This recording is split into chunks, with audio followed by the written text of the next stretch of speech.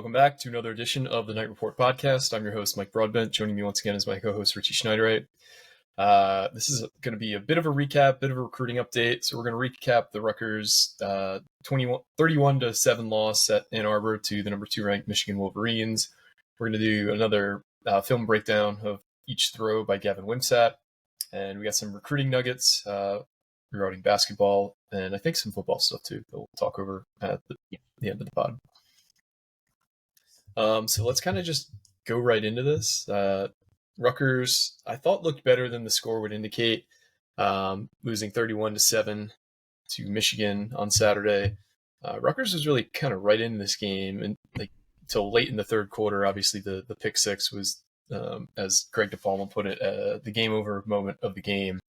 Rutgers was driving there and threw a pick six on a 4th and 2, which obviously kind of tanked out the ability to win. But I thought they played pretty well as a team overall. What were your kind of overall sentiments about how the game went on Saturday? Yeah, so number one, I'm watching it. I shouldn't say this out loud, but I guess I can't get convicted for this now. I was watching it on my phone as I was driving down to this wedding I had to go to. But I had it like next to the screen where they have like the Apple CarPlay and all that stuff's distracting anyway. But we're good to go. Rewatched it again yesterday. I thought they played pretty well. I don't, like you said, the score doesn't really depict as what the game actually went by. I thought it was technically a lot closer than that, but it's kind of tough when you have the referees on one side too, so that doesn't help things. Yeah. That was extreme. I thought my camera cut out. That was freaking me out. It was extremely ugly from that aspect. But I thought Wimsatt played pretty well. He had a couple bad throws, but that's given, I guess, for any quarterback at this level, especially when you're going against the defense like that. O-line, that right side still scares the hell out of me. I thought Kamar Missouri struggled, and Taj White comes in and he gets a false start penalty, and it's like, all right, geez, like you got to fix that right tackle spot. Felter played pretty well. I think he's officially offensive lineman 6 or the first guy in at guard spots. But the right tackle situation, I think has to be fixed. But running game was hit or miss. Depends on really if you want to count Wimsatt to the running game, which I guess you have to because he runs so much now. Yeah, he's actually a dual threat for a change. Johnny Langan does exist. He was there. He actually caught a couple passes actually. And Christian Dremel. Christian Dremel's, I know people don't want to say it on the boards, but is Christian Dremel wide receiver 1 now? Like, he's probably the best wide receiver they have. But I think Jaquay Jackson's better, but Dremel is clearly a guy that Wimsatt trusts a lot. Mm-hmm. Yeah. So it goes back to what we saw in camp and what we said on the boards. He's going to lead the team in receptions, and it kind of looks that way a little bit still. Although he only had one more target than Jaquay. And then Ian Strong had that one really nice reception, but then he doesn't play the beginning of the game. So it's like, what are we doing here? Some overall stats up on the screen now for those of you who are watching on YouTube. Those who are listening, just bear with me. So Rutgers was 3 of 10 on third down, 0 of 3 on third down, or 0 of 3 on fourth down. Michigan was 8 of 13 on third down, 2 of 2 on fourth down. I thought that was a big key of the game. Rutgers could not stop Michigan on third or fourth down. On Michigan's second touchdown drive, they converted on a 3rd and 8, a 3rd and 7, and a 3rd and 6. The 3rd and 7, I believe, was the touchdown score on Max Melton by Morgan. So there was a DPI on that, and they scored a touchdown on it. McCarthy was just surgical, 15 of 21 passing, 10.2 yards per pass. I thought Rutgers had some blown coverages early, but as the game went on, they tightened things up, especially in the second half. But they're just too talented of a team when it comes down to it. I thought Rutgers did a decent enough job of kind of doing the best that they could against the run game. For example, the first 3 games of the season, Blake Corum averaged 6.9 yards per rush. Against Rutgers, he averaged 4.6 yards per rush. So they did a good job stifling him. But when it comes down to it, I didn't think the refs were good on either side of things. I thought they had some bad spots for Michigan. But overall, I thought the game, they really kind of hurt Rutgers early on, especially that phantom hold on Holland Pierce on the second drive where Rutgers is up 7-0. The first first play of that series, the second offensive series for Rutgers, was 27 or 20, 25-ish yard rush by Kyle Monungai, setting Rutgers up for 1st and 10 from around the 47. That comes back, and now Rutgers is 1st and 20 from the 11-yard line. So that was 35 to 40-yard penalty right there. So that's really where I felt like, okay, this is going to be tough, because if that penalty isn't called, Rutgers is probably going to score on that drive to make it at least 10-0. And that's when I feel like people really would have started to get nervous in the stadium. But obviously that didn't happen, and Michigan just scored 31 and answered the rest of the game.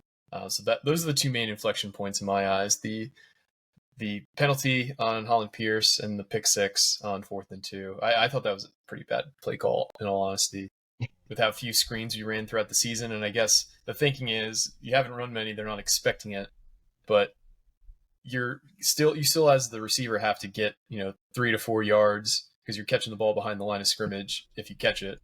And I don't know, I feel like when you're playing a team that has better athletes all over the field, running a screen it's a harder play to make work, because they can not only are they better football players, but if they're faster, they're just going to get to the ball quicker than most teams. And the deception with the screen is to hope you catch guys off guard. And if you have a team that's just all uber athletes on the other side, they're going to swarm to the ball really quick, which is what you saw for the pick six. But two screens where one was a fumble, one was a pick six. Yeah. Don't run a screen ever again. Yep. And another note I thought was interesting: after the first 2 games of the season, Rutgers dominated time of possession. The last 2 games between Virginia Tech and Michigan, they've been severely behind in terms of time of possession.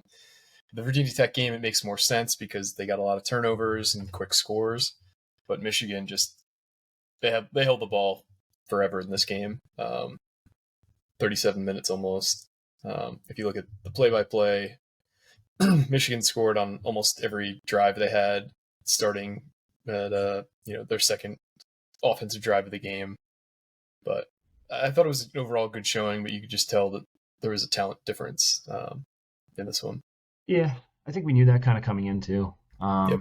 Like, you just look at the recruit rankings that we do every Thursday, that Throwback Thursday piece, and it's like 4-star, 4-star, 4-star, 5-star, 4-star, 4-star, 4-star, 5-star, and it's like, all right, well, yeah, compared to Rutgers, it's like 3, 3, 3, 4, 4, 3, 3, 2, 2, and then it's like, yeah, there's definitely a talent gap. I found it intriguing that it looks like they attacked Deion Jennings the most on defense, and he's been pretty solid this year in coverage. But this game, he ended up giving up quite a bit. He got 5 receptions on him and 6 targets. The one was that 34-yard catch, I think it was. Mm-hmm. That was interesting. And then obviously number 1 corner they targeted was Max Melton, and Max Melton's struggles, like, they continued today, or Saturday.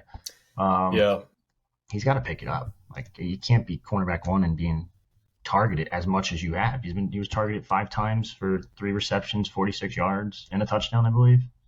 So I don't know. I don't know what his problem is or what his issue is, but he's definitely not the same Max Melton that we've seen in the past. Longerbeam continues to look really good, but I don't know even if you flip flop them on each side, they're just going to go back to that side. Like, yeah, it's unfortunate.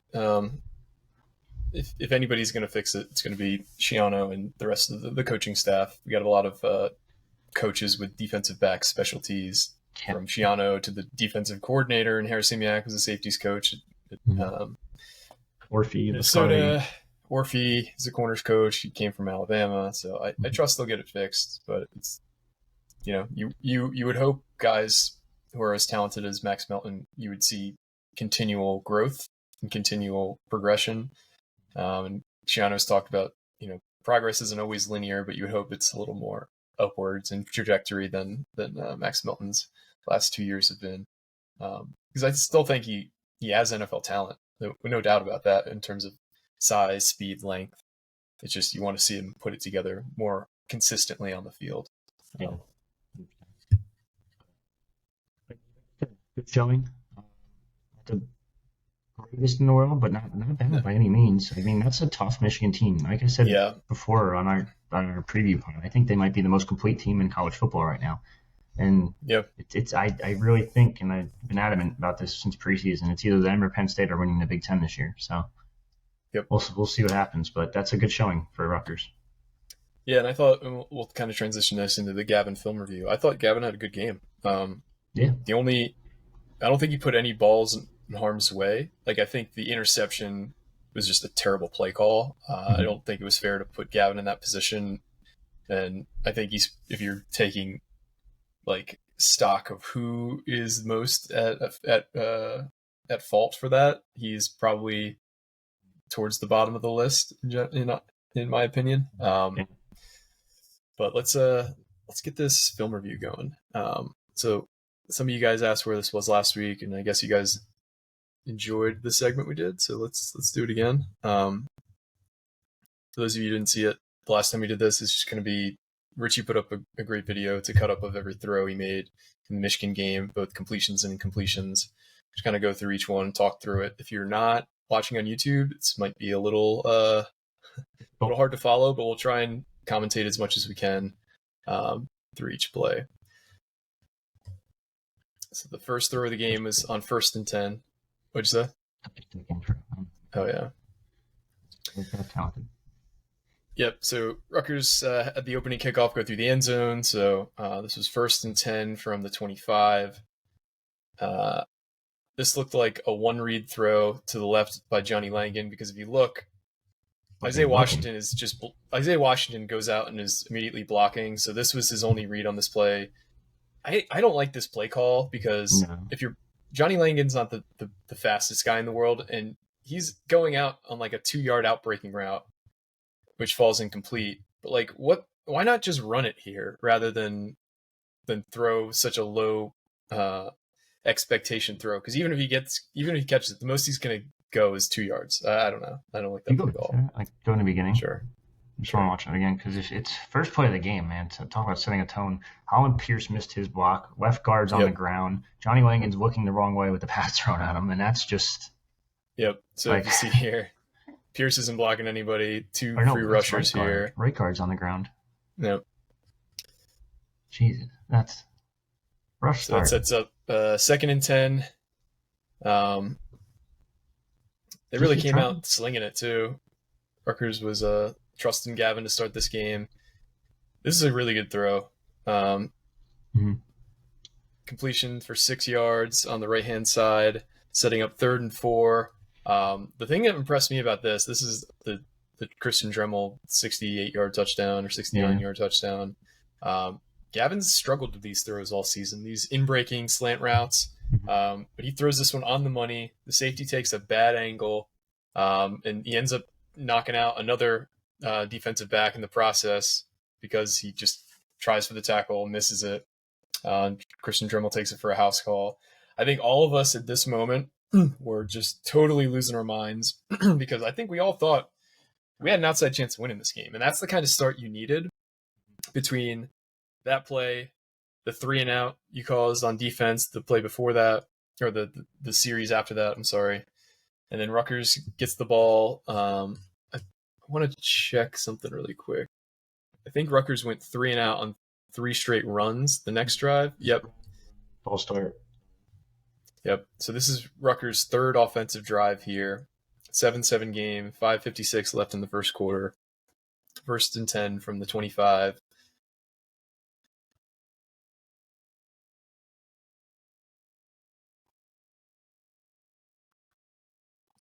Michigan blitzes. Gavin throws a pretty nice ball to Johnny on the right-hand side. Really put it where only he could catch it. Puts it low and away for a 4-yard gain. Now it sets up a 2nd and 9 from the Michigan 40, call it the 48.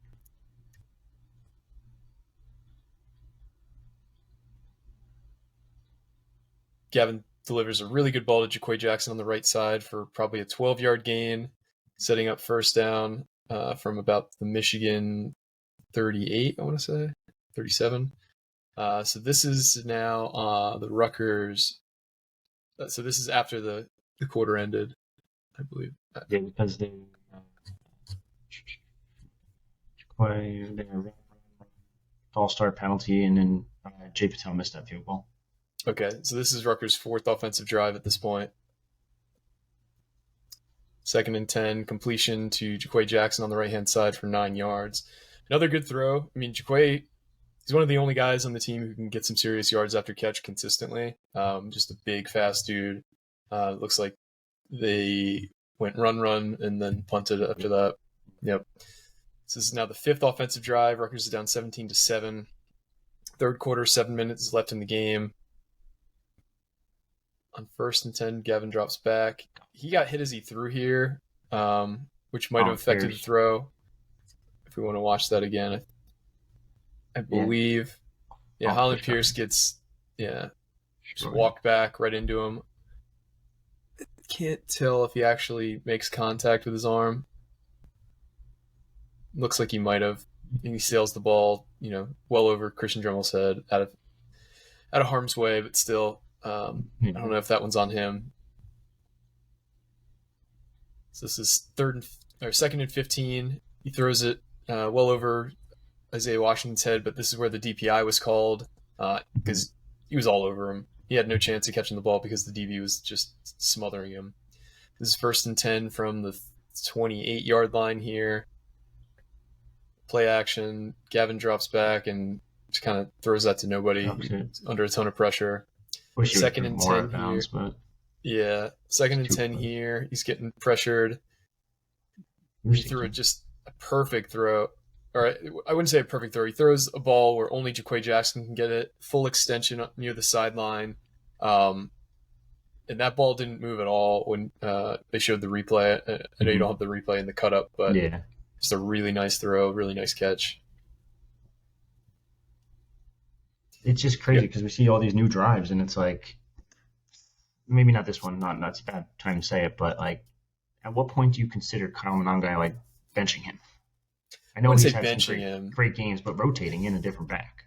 Yeah, you'd think guys like Jashawn Benjamin or Sam Brown would have got more run in this game, or even Aaron Young, because they're bigger, they're better pass catchers than Kyle Monangai. I thought that was interesting that like he's not going to. Benjamin didn't play a single snap.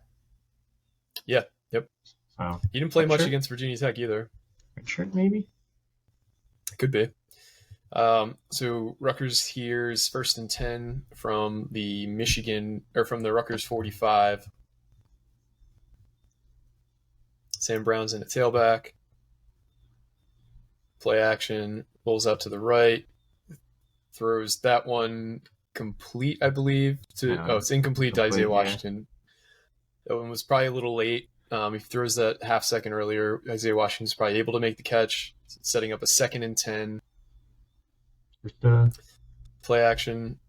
No, this is that's a beautiful catch by Isaiah Washington. Yep. So Gavin throws that from the left hash all the way to the right sideline at about the 35-yard line. Isaiah Washington makes an acrobatic catch along the sideline to keep it in bounds. So this is 1st and 10 here. Gavin's a little late on this throw to Jaquay Jackson, who's not able to keep it in bounds. Again, if he throws that a little bit earlier, that's an easy pitch and catch for Jaquay Jackson. Easy first down. So this is instead setting up a 2nd and 10 from the 35 of Michigan. 17-7 game, 5:34 left in the game. This is the play that they picked up the personal foul or the unnecessary or unsportsmanlike call on the DB. I thought it was a play you don't throw the flag on, but if you do throw the flag, you have to call the penalty, because the play that happened, for those who didn't watch, the corner covering Isaiah Washington, the ball was well over his head, but he pushes off Isaiah Washington after the play and then does the incomplete thing right in his face. And the referee right next to the play, about 5-6 feet away, throws the flag. And then you see the back judge just sprint in and probably talk him out of it for whatever reason. So they pick up the flag, setting up a 3rd and 10 from the 35. If you watch here, this is the Christian Dremel like shark out of the water catch. He gets hooked by this corner. It should have been a defensive hold to set up this new set of downs, but isn't called. He makes a crazy catch, setting up 4th and 2. again, another example, these referees just weren't very good on either side on Saturday. So this is the screenplay that we've alluded to that kind of ended the game. It's 4th and 2 from the 20. What is that? The 27-yard line. Yeah. This play just had no chance of succeeding. So you'll see it here. Like, you notice all these linemen just aren't even on anybody here. Nope. All three of them. And the corner, he's got two guys on him here. So the corner that, I don't know who this receiver is, but this is supposed to go to Jaquay Jackson. And we don't have anybody blocking ahead on this corner is able to just kind of like, it reminded me of the Malcolm Butler play in the Super Bowl, where just there was a ton of contact and you didn't even realize it at first that he picked it off. And the next thing you know, he's already, at midfield with the cavalry out in front of him. Yeah, that was drama. So, I don't know. That if you're going to run a play like that, it has to be well executed, and it clearly wasn't. It wasn't blocked well. Jaquay Jackson didn't really fight as strong as you would hope for the ball, because you hope it just falls to the turf if it's not going to get caught. But even if he does catch it there, he's got two DBs on top of within, a foot of him. And that's a one-read throw. It's not on Gavin. Like, he has to put the ball there. And so even if he does catch it, you've got, look how many Michigan guys he's got around him. Yeah. It's a very weird fourth down call. Mm-hmm. Especially with 2 yards, I feel like you could probably punch it up the gut at least for 2. Yep. So he's got to get to the 25-yard line. So he's catching the ball at the 30. So he's got to go 5 yards with 2 DBs basically right on top and a bunch of missed blocks. So it's a bummer. But let's move ahead. So at this point, it's 24-7. The game's effectively over because this offense just isn't really designed to, come back from such a huge deficit. But they do come out throwing. This is 2nd and 7 from the Rutgers 29-yard line. This is a play that you want back. It's a tight end screen to Sean Bowman. Sean Bowman falls down catching the ball. Probably could have gotten a first down or really close to it. But then that sets up a 3rd and 7, which I believe we just ran on. Or does that set up? We got a penalty for a false start, I think. Yeah. So now it's 3rd and 11. Right one, I think. Yeah. Yep. So now it's 3rd and 11 from our own 24. Complete to Christian Dremel across the middle for 8 yards, forces a punt. Rutgers gets the ball back here, I believe. 11 minutes and 58 seconds left in the fourth quarter, 2nd and 9. Gavin's still playing really well here. Completes it to Johnny Langan, gets 10 yards, setting up a 1st and 10. Again, great protection. Michigan was doing this bullshit all day where they were shifting each defensive lineman over a yard. Yeah. And I think that's part of what Shiano was talking about when he said there was some stuff that was going on that, wasn't right out there. I think that was part of it. And I think I read somewhere, I don't remember who said it, but they were saying that Michigan was kind of barking out stuff. The defensive linemen were, doing fake snap noises and stuff, which is supposed to be a defensive delay of game. But again, I don't remember who said that, so take it with a grain of salt. 1st and 10 here with 11:13 left in the game from the Rutgers 36-yard line. Gavin throws a dart here to I don't know who that was. Ian Strong. He should be playing more. It makes no sense. It's 3rd and 6 here from the 19-yard line of Michigan. Gavin gets a ton of pressure on him. Ball falls incomplete, setting up for 4th and 6. 7 minutes left from the 19-yard line of Michigan.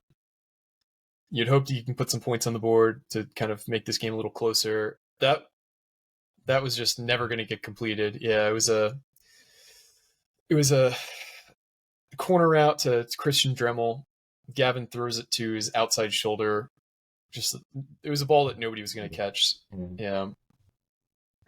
That was the last throw of the game. So again, it was a lot of good there from Gavin.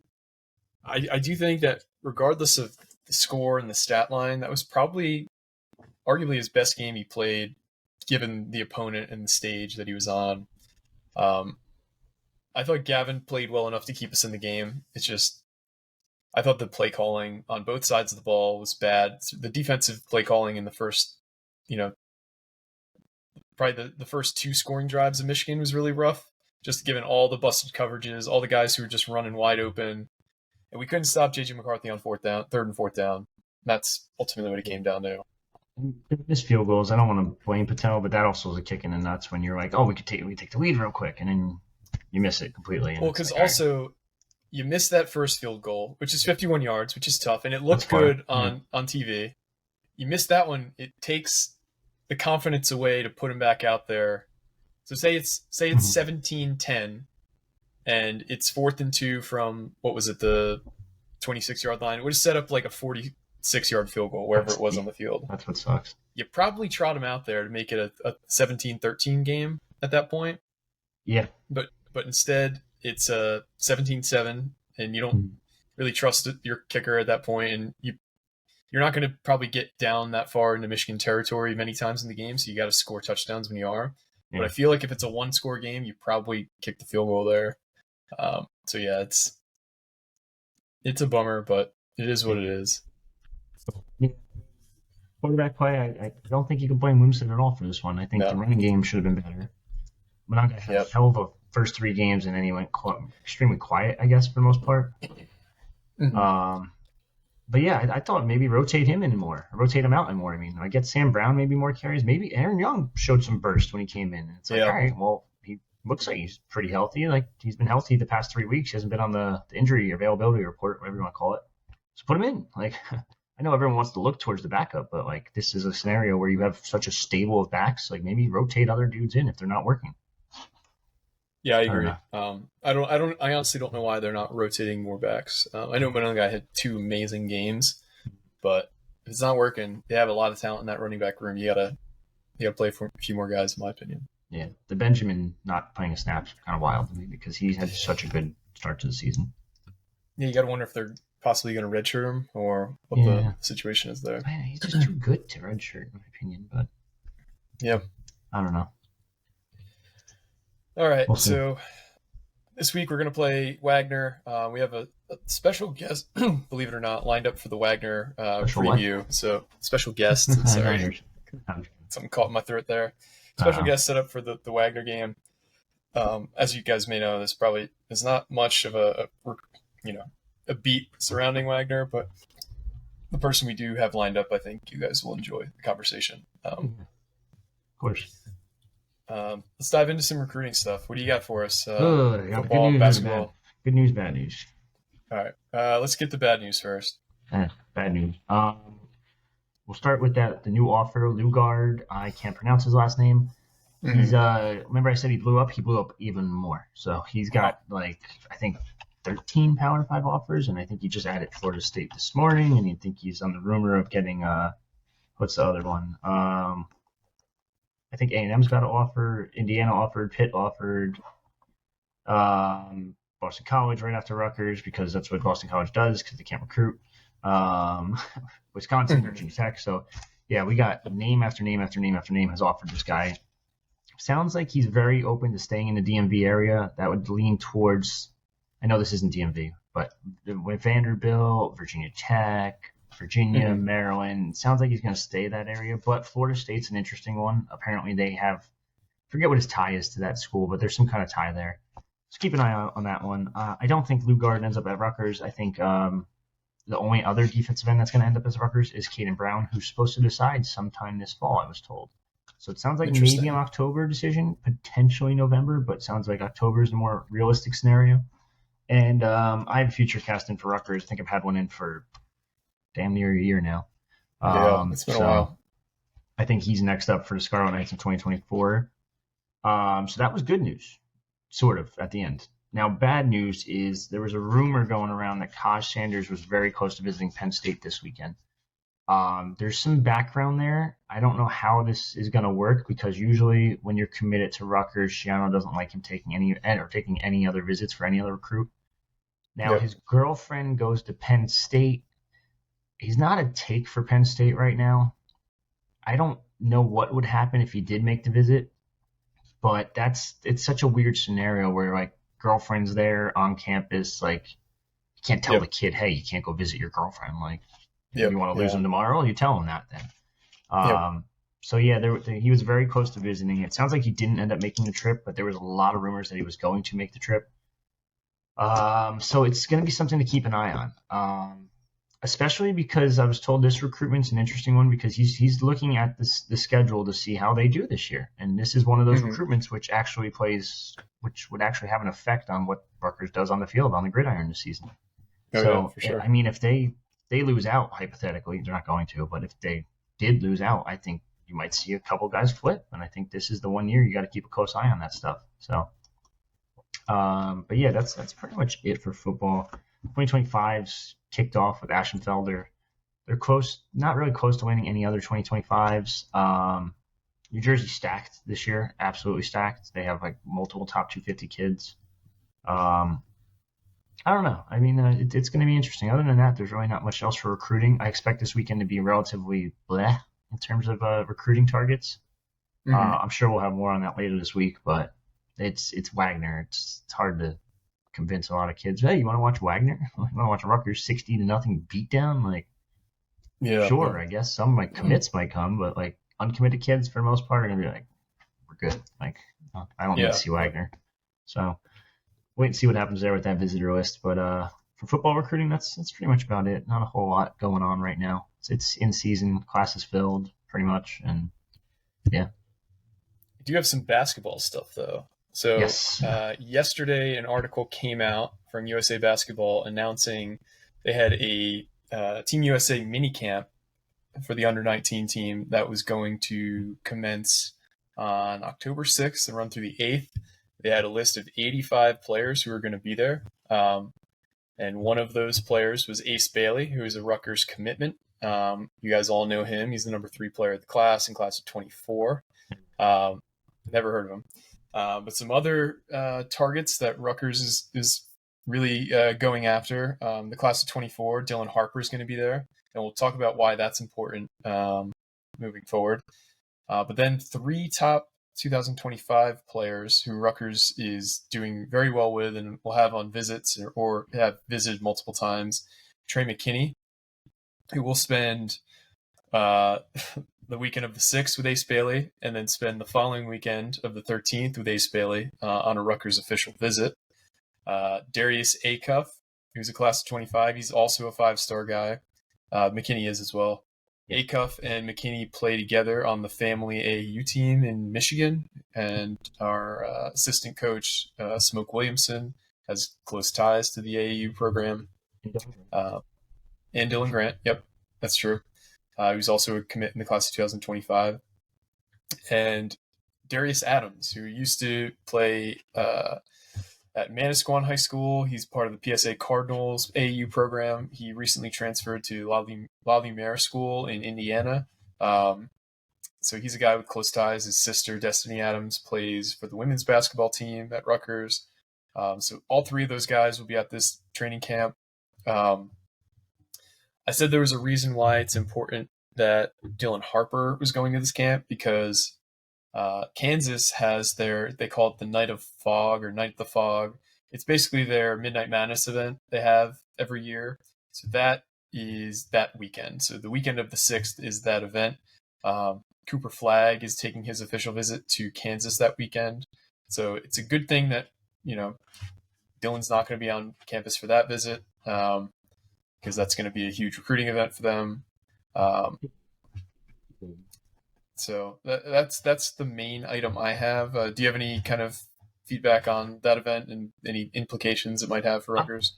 yeah. I mean, the late night in the fog thing is interesting. I was told recently Dylan does not want to play with Cooper Flag, so that's Hmm. notable. For the sole fact that, I mean, it's clear that Dylan is going to want the ball in his hands Yep. for the most part, and that's kind of or the rumor at least. We'll never get confirmation on this, whether it's true or not, but that's the rumor that Delquan Warren decommitted is because he was like, all right, well, if Dylan's going to be the point guard, I'm not even going to touch the ball, and Delquan Warren really can't do anything other than play defense and pass. I can't shoot.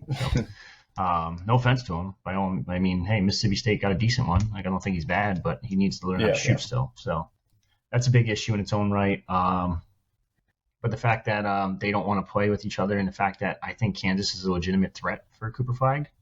Um, it sounds like UConn's out on Cooper Flag, so it's really going to come down to Duke or Kansas. And we know the way Bill Self's been recruiting. It's hard to bet against the guy. I will bet against him in one recruitment with the Dylan Harper one, but I'm not going to bet against him in Cooper Flag because I think he might be able to pull that one off. So it's a good note. Something that happened yesterday with Kansas too is they got a commitment from the number 38 prospect in the country, LeBaron Philon, who's a combo guard from Missouri.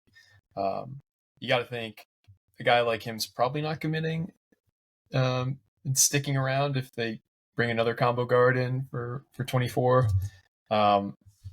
Duke also, I think we talked about this last time, picked up a commitment from the number 15 ranked player in the country who they offered after they kind of not gave up on Dylan, but started moving to some Plan B kids in Con Newpol. I've heard his name might be Con Nipple.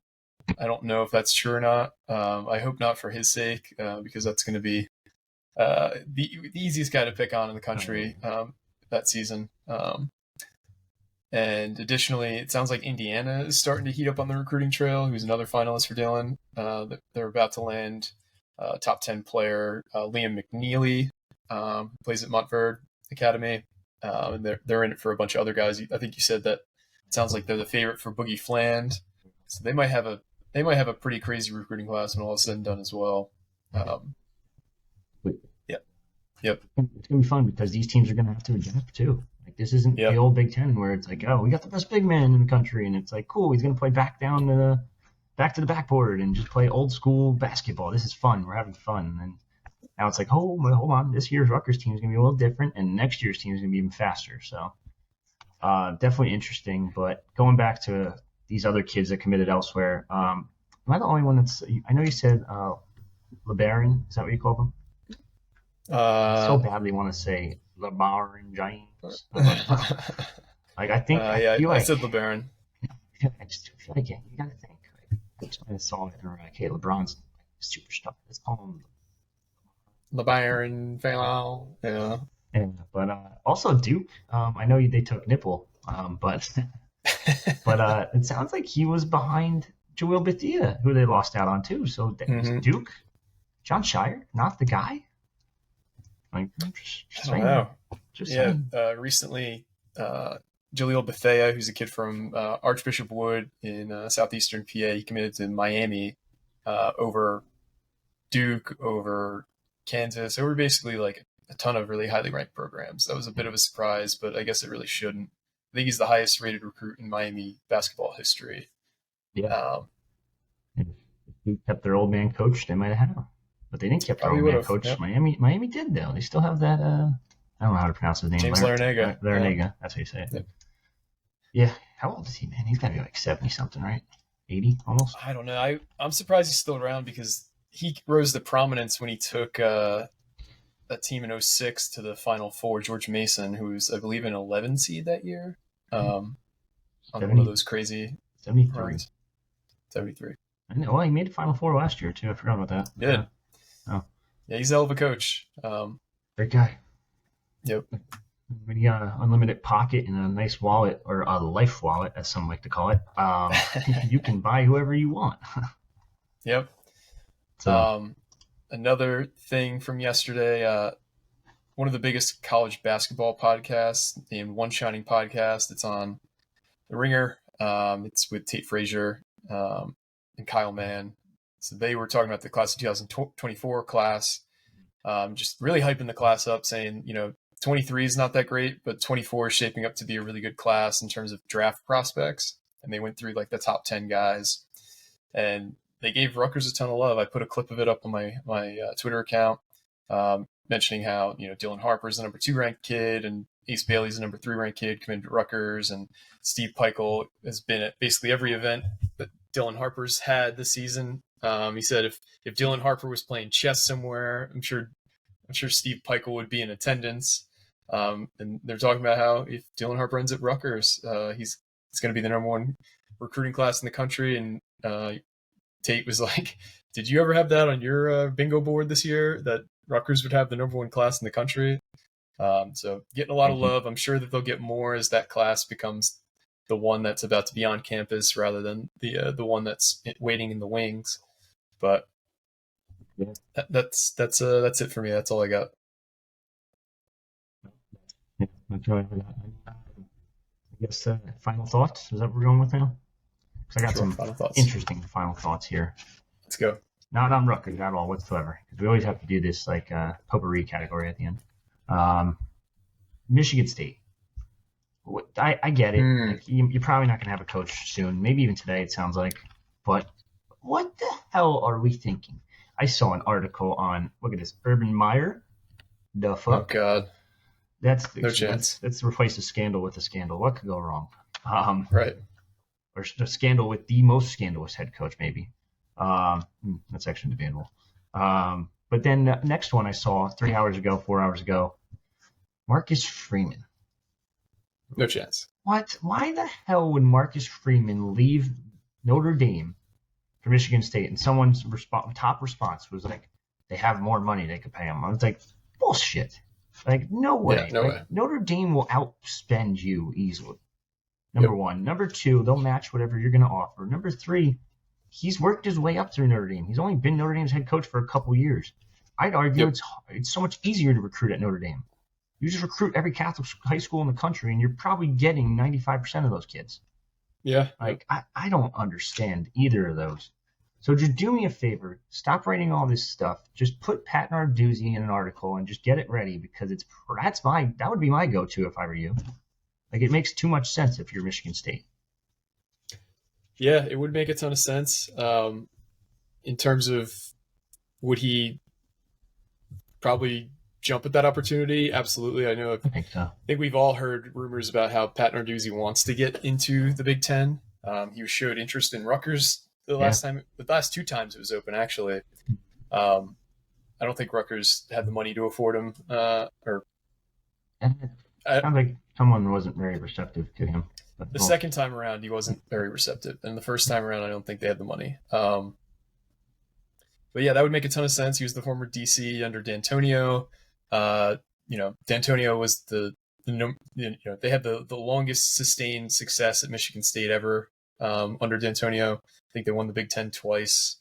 They went to the college football playoff. So I think they're the only team in the Big Ten other than Ohio State or Michigan to make the college football playoff. So that's a feather in their cap. It makes sense. I need other people's opinions here too, so hit the comments below with this answer. Would you rather have Pat Narduzzi at Pittsburgh or Michigan State? Because either way, he's probably going to recruit the area, but Yep. one's more local and a little bit closer to New Jersey, but one's a little bit further than New Jersey, but has a little bit more appeal than Pitt, in my opinion, at least. I think I'd rather have him at Pitt because he's out of the conference and he's actually a pretty good coach. Mm-hmm.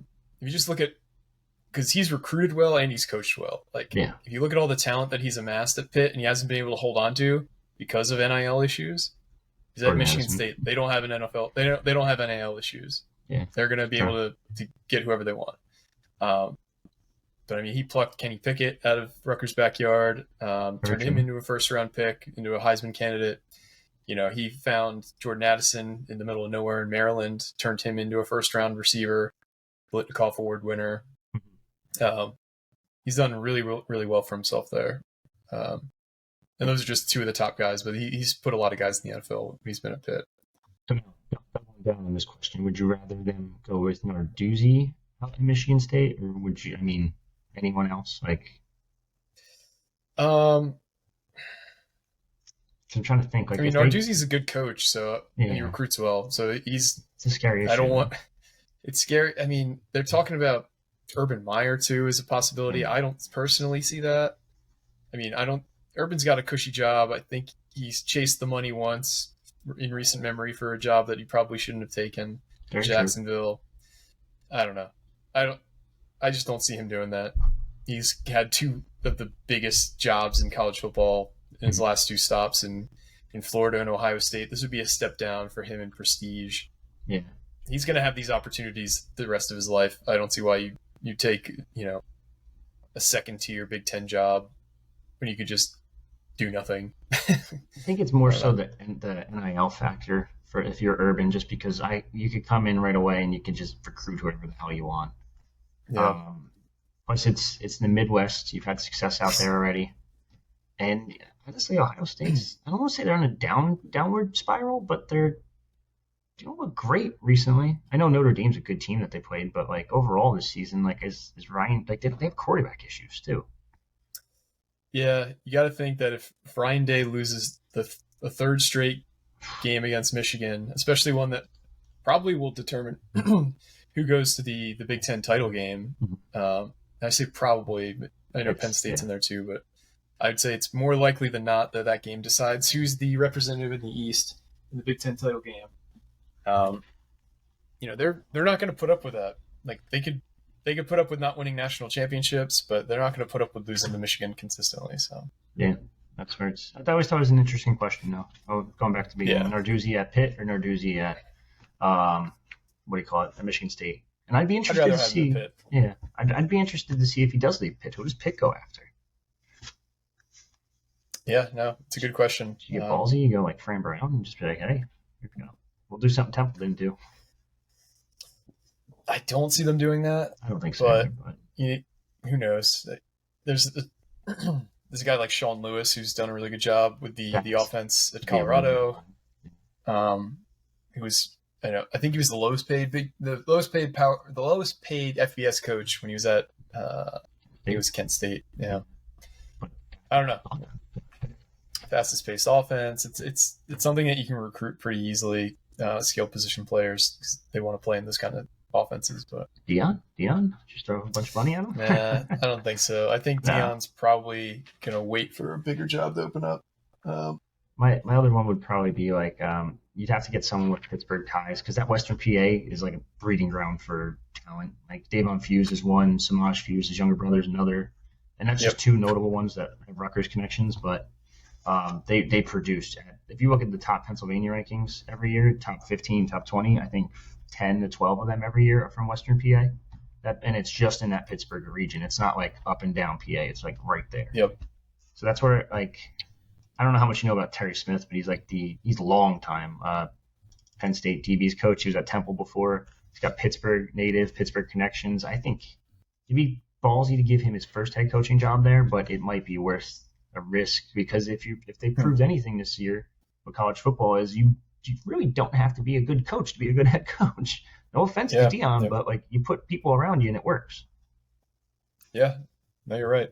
So It'll be interesting. I just an think there'll be idea. a lot of shakeups.